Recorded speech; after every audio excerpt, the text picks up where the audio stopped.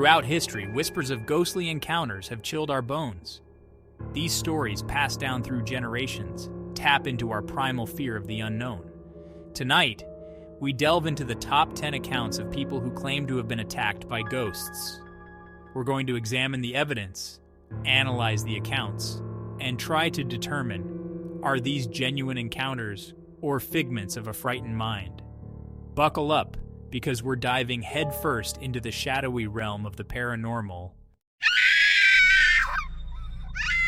The Enfield Poltergeist case is one of the most well-documented cases of alleged poltergeist activity in history.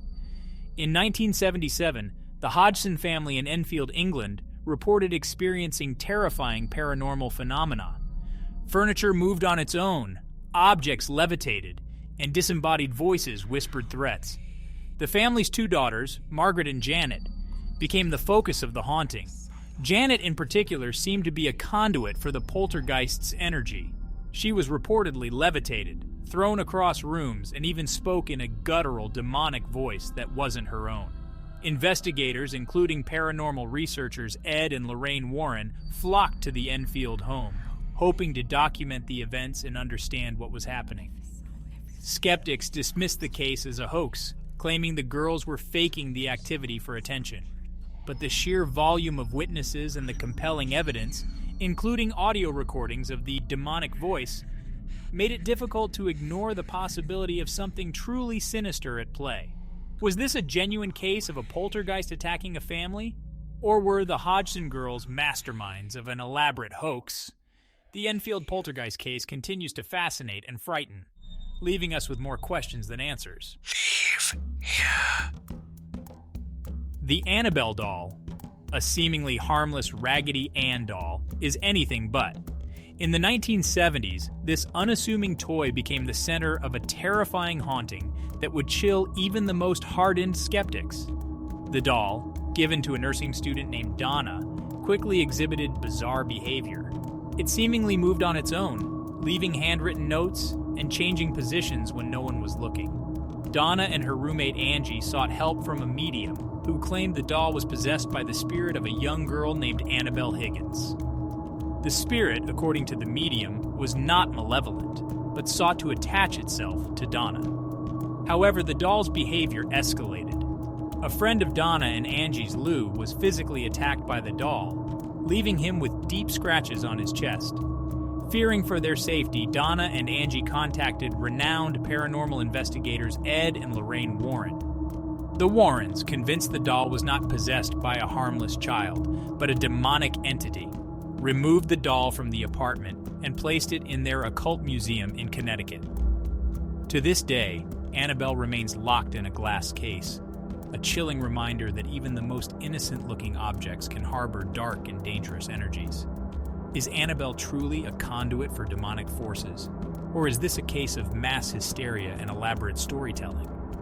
The answer, like the doll itself, remains shrouded in mystery. The St. Augustine Lighthouse in Florida stands as a beacon of maritime history, but it also holds a dark secret, a haunting history of paranormal activity.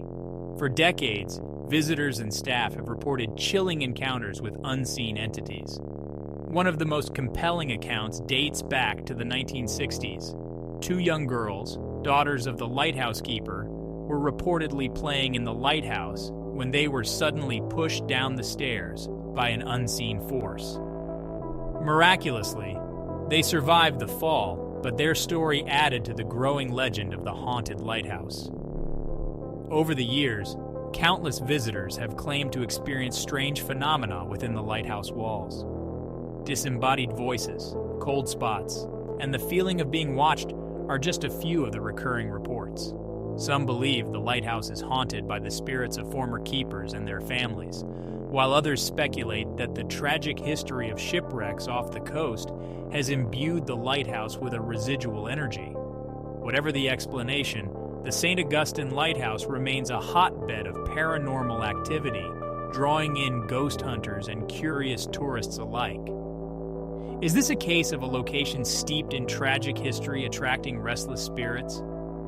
Or is there a more mundane explanation for the unsettling occurrences at the St. Augustine Lighthouse? In 1810, Lord Broughton, a respected British nobleman, checked into the Stanhope Hotel in London. What began as an ordinary stay quickly descended into a terrifying ordeal. In the dead of night, Lord Broughton awoke to a horrifying sight: a shadowy figure hovering over his bed.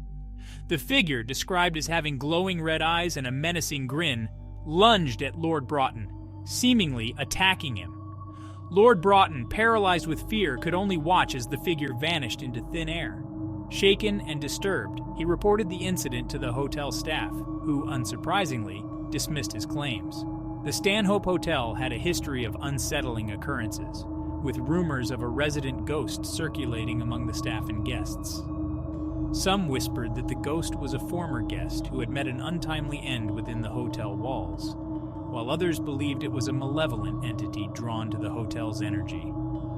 Lord Broughton, convinced he had encountered something truly sinister, left the Stanhope Hotel and never returned. Was Lord Broughton a victim of a vengeful spirit, or was his experience a result of sleep paralysis or a vivid nightmare?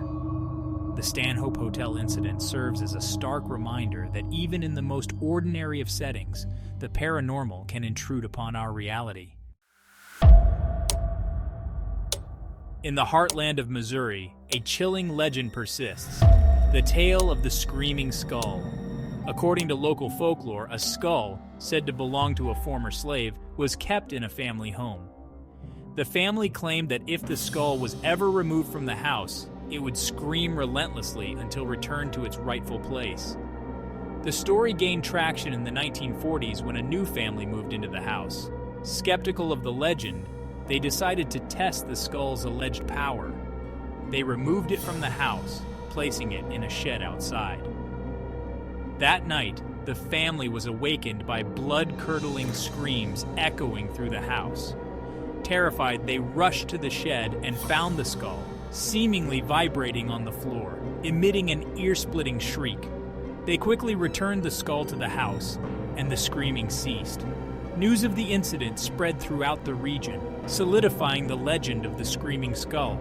Was this a haunted object, imbued with the restless spirit of its former owner, or a clever hoax fueled by local folklore?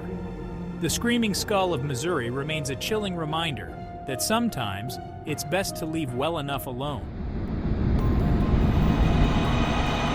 Borley Rectory in Essex, England, earned a chilling reputation as the most haunted house in England in the early 1900s. The large Victorian rectory was plagued by a series of unsettling events that defied rational explanation. Reports of ghostly figures, unexplained noises, and even physical attacks became commonplace. One of the most terrifying accounts involved the so-called Beast of Borley, a shadowy entity said to roam the grounds of the rectory. Witnesses described it as a large, hulking figure with glowing eyes, capable of instilling primal fear in those who crossed its path. The haunting at Borley Rectory drew the attention of renowned paranormal investigator Harry Price, who conducted several investigations at the site. Price documented a range of paranormal phenomena, including objects moving on their own, disembodied voices, and even poltergeist activity. However, skeptics dismissed Price's findings as fabricated, claiming he staged the events to sensationalize the case. Despite the controversy, the legend of Borley Rectory persisted, fueled by the chilling accounts of those who claimed to have encountered the supernatural within its walls. Did a dark entity, the Beast of Borley, truly lurk within the rectory, or was it a series of elaborate pranks orchestrated to create a sensation? The mystery of Borley Rectory continues to fascinate and frighten, leaving us to ponder the true nature of the haunting that unfolded within its walls. The Amityville Horror, one of the most infamous hauntings in American history, sent shockwaves through the nation in the 1970s. The story centered on the Lutz family, who moved into a seemingly idyllic home in Amityville, New York, only to be terrorized by a series of terrifying paranormal events. The haunting began almost immediately. The family reported experiencing cold spots, foul odors and disembodied voices. Objects moved on their own, doors slammed shut inexplicably, and swarms of flies infested the house despite the cold winter weather. The Lutz children claimed to see demonic figures, and George Lutz, the father, experienced vivid nightmares and a disturbing personality change. Driven to the brink of madness, the family fled the house after only 28 days. Their terrifying account, documented in the book The Amityville Horror, became a bestseller, spawning a series of horror films and capturing the public's imagination. Skeptics dismissed the Lutz family's claims as a fabrication, pointing to inconsistencies in their story and the potential for financial gain from the book and film deals. However, the sheer terror conveyed by the family and the corroborating accounts of paranormal investigators who visited the house left many wondering if there was a darker truth behind the Amityville Horror. Was this a house truly haunted by malevolent forces, or a case of a family capitalizing on a spooky story for fame and fortune? The debate continues to rage, leaving the Amityville Horror shrouded in mystery and speculation. The Glen Tavern Inn, a historic landmark in Santa Paula, California, has a long and storied past, but it's the tales of paranormal activity that truly send chills down the spines of visitors. Built in 1911, the Glen Tavern Inn has served as a hotel, a speakeasy during Prohibition, and even a brothel. With a history as rich and varied as this, it's no wonder that some believe restless spirits linger within its walls. One of the most well-known hauntings involves a former employee named Calvin. Calvin, a handyman at the inn, tragically lost his life in a fall down the elevator shaft. Guests and staff have reported seeing Calvin's apparition in various parts of the inn, often in the vicinity of the elevator. Others have reported hearing disembodied footsteps, doors opening and closing on their own, and objects moving inexplicably. The Glen Tavern Inn's most active hotspot for paranormal activity is said to be room 307. Guests staying in this room have reported feeling a presence in the room, experiencing cold spots, and even witnessing objects moving on their own. While some dismiss the Glen Tavern Inn's hauntings as folklore and overactive imaginations, the sheer volume of reports and the consistency of the experiences suggests something more might be at play. Are these restless spirits seeking solace or attention? Or is there a more down-to-earth explanation for the unsettling occurrences at the Glen Tavern Inn? In the sweltering heat of Delhi, India, during the early 20th century, a chilling tale spread through the ranks of the British Army stationed at the Delhi Cantonment. Soldiers whispered of a ghostly presence that haunted the barracks and parade grounds, a malevolent entity that seemed to target the men, instilling fear and disrupting their daily routines. The entity, described as a shadowy figure with piercing red eyes, was said to appear suddenly, often lurking in the shadows or materializing in the dead of night. Soldiers claimed to feel a cold dread wash over them when the entity was near, and some even reported feeling physically touched or pushed by an unseen force. The Delhi Cantonment ghost, as it came to be known, became a source of fear and unease within the regiment. The hauntings escalated with reports of objects moving on their own, disembodied voices echoing through the barracks, and even physical attacks on soldiers. The British officers, initially dismissive of the soldiers' claims, were forced to acknowledge the growing fear and unrest within the ranks. Some attributed the hauntings to the stress and isolation of military life in a foreign land, while others speculated that the ghost was the vengeful spirit of a local who had been wronged by the British. Was the Delhi Cantonment ghost a manifestation of the soldiers' collective fear and anxiety, or did a vengeful spirit target the regiment, disrupting their lives and leaving them in a state of perpetual unease? Highgate Cemetery in London, a sprawling Victorian necropolis, has long been a magnet for ghost hunters and those seeking a glimpse of the supernatural. Among the countless tales of paranormal activity within its overgrown grounds, one stands out as particularly unsettling: the encounters with ghostly hands. Visitors to Highgate Cemetery have reported feeling unseen hands brush against them, grab at their clothing, or even attempt to push them. The sensation, described as icy cold and accompanied by a feeling of dread, is said to occur most often in the cemetery's older sections, where the gravestones are weathered and moss-covered, and the atmosphere is thick with an eerie stillness.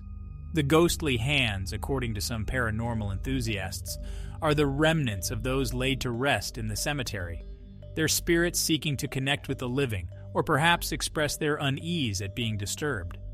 Others speculate that the energy of the countless souls buried at Highgate has created a vortex of paranormal activity, allowing for physical manifestations like the ghostly hands.